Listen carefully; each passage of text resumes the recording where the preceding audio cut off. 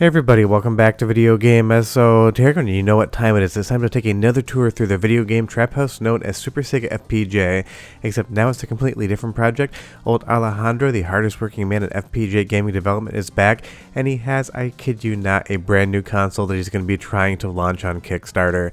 This is not a joke whatsoever. The Super Sega FPGA is dead, but now he's coming back with an FPGA board that also has an ARM processor on it, basically trying to clone MiSTer FPGA, and don't worry, he's going to be happy to sell it to you very shortly. And additionally, later in the video you'll find out that he's trying to sell a phone number for 333,000 euros. Old Ron Jeremy of Spain here is never tired when it comes to trying to figure out ways to take money from people and promise them some sort of product. But again, this project's definitely dead, and the new iteration of it I wouldn't go near with a 20-foot pole. Normally it's a 10-foot pole, but for Alejandro we'll double the distance. Before we get too far involved though, do me a huge favor, go down below, hit like and subscribe, and ring that notification bell. Definitely helps us out. And if you feel so inclined and want to support the channel, we got a Patreon link down below as well. But honestly, I'm not surprised he's back, because obviously he wants to double dip on the overall, taking money from people and delivering absolutely nothing. And I told everyone that he was definitely not done yet. I was just waiting to see where the pivot in this project came, and it's 100% now MiSTer FPGA. And honestly, it's really not surprising that Alejandro is trying to double dip here, because the original Super Sega FPGA, the money is gone. He's probably spent through it, and now he's trying to find a new revenue source, because he's insisting only 10 people have not been refunded of the original sales batch. But honestly, think of the odds. I know 5 of those 10 people, so either I have some really good luck or no one has received any money. But now the project's basically, and I'm doing air quotes as I say this, pivoting to an FPGA board very similar to MiSTer FPGA, with an ARM chip on it trying to run Linux, and it's going to be using existing cores, and of course cores that Super Sega FPGA have apparently created. I use apparently in very strong terms there. And the email that went out was absolutely hilarious. Now look at that photo above. Alejandro seems to just grab images from the internet, and that is a Heber multi-system board for MiSTer FPGA. Now I really want to stress so everyone understands, Heber is not involved in this whatsoever. They are not making this board. They're a very legitimate company who do great work, and you should support them. So don't come away from this video thinking that I have anything to do with this whatsoever. I even sent a message in the background just so they were aware that these images were being used. And honestly, this is absolutely insane, because Alejandro in the email that went out stated that Sega made him destroy the 300 Super Sega FPGA units that were made, that they were going to ship to customers. But don't forget, right before Christmas, Alejandro also stated that Sega gave him the green light when it came to the project. So again, it's just a massive amount of contradictory statements here. Ron Jeremy can't keep his story straight. He constantly pivots from one to the other, and it just doesn't make any sense as to what he's actually trying to say. He basically just changes the story whenever he wants to so he can try to get money off more people.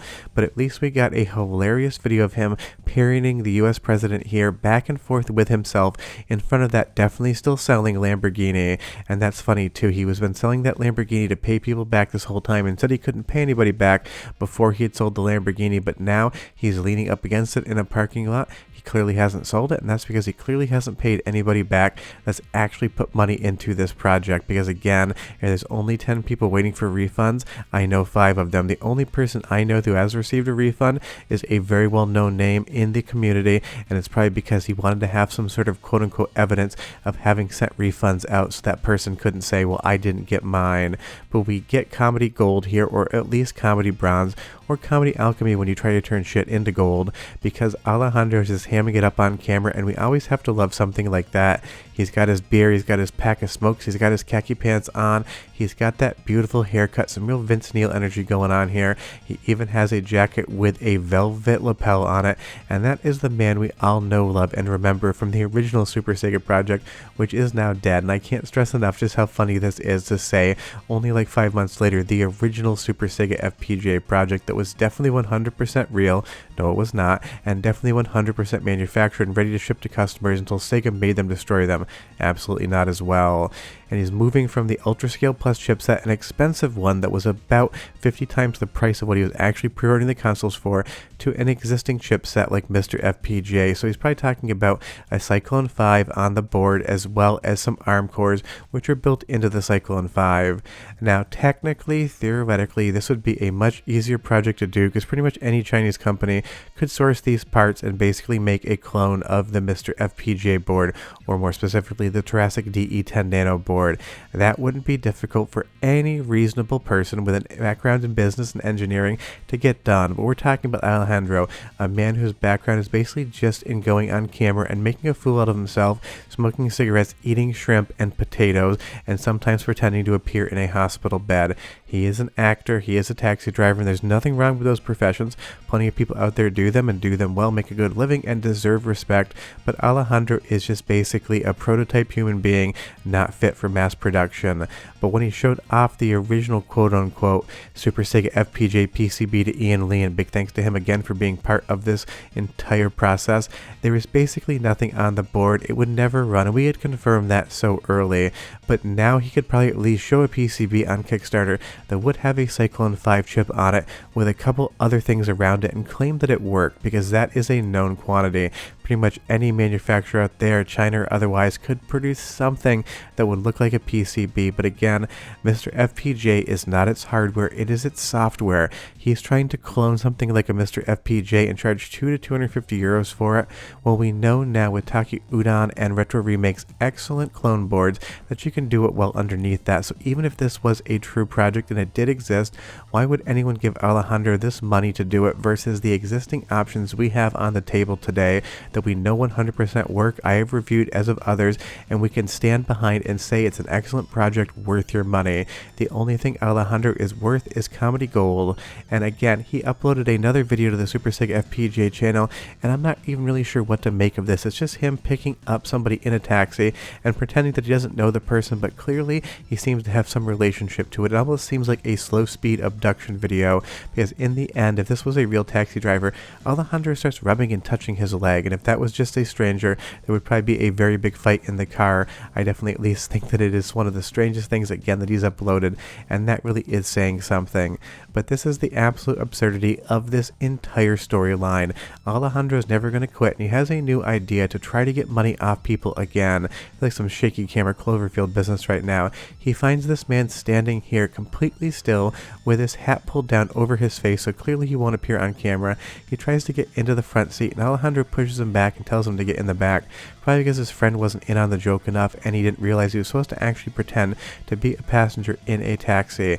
Then it moves on from there, Alejandro talking to him, showing he had a $3.20 Euro fare. They didn't even really go that far. He gives him a double thumbs up, starts yelling Super Sega, and then starts patting and rubbing the man's leg. Honestly, I can't make this stuff up. I'm just showing you the assets that I'm able to look at here, and because it's on the Super Sega FPGA official channel, it is official Super Sega FPGA media that we can talk about. Alejandro at least didn't get into an accident there, and he wasn't trying to eat shrimp while driving, so give him credit for that. Additionally, in this press release, he's also trying to sell a very special phone number, which I have blocked out, for 333,000 euros. So part of this is him trying to sell a phone number to somebody else. But apparently, he's tried to sell that Lamborghini and everything else and never succeeded on it. Additionally, he did post some photos of apparently a conversation with a manufacturer in China saying they could make the boards totally fine. And that really, again, is something that technically could be done, but we know isn't going to. He's talking about 3,333 units to ever be released. Well, why would you want that if you have MiSTer FPGA that numbers in the hundreds of thousands? Even if this is something that could technically be way more feasible to do, it's something that the community doesn't need whatsoever. You can get a board from Thoracic when Retro Remake has them in stock. You can pick up an entire triple stack for like $160. QM Tech has clones on AliExpress that you can pick up when they're in stock. There would be no need for a project like this outside of Alejandro trying to do a Kickstarter, which he says in the press release. And again, Sega said that he had to destroy all these quote-unquote manufactured units, and he stated that he destroyed them in the email, and that's why he was having trouble paying people back. But again, his previous statement was that Sega actually said it was okay to do this, and he could go ahead with the project. So nothing he says makes any logical sense, and he even puts a photo of Heber's multi-system PCB in the email, obviously something he didn't manufacture whatsoever. He isn't really even thinking that the people that are reading these emails would have a full understanding of exactly what that looks like and who makes it. But those are the current video game Trap House updates from the Super Sega FPGA, MiSTer FPGA clone project, Ron Jeremy Goes to Washington project, whatever the hell you want to call this thing. Alejandro is not done. It's never going to end. We're going to keep updating you. I know it's been a month since I did Alejandro video, but he is back, and trust me, it's going to get even weirder, and you know I'm going to talk about it. But we are done, and I'll see you guys next time. Bye-bye.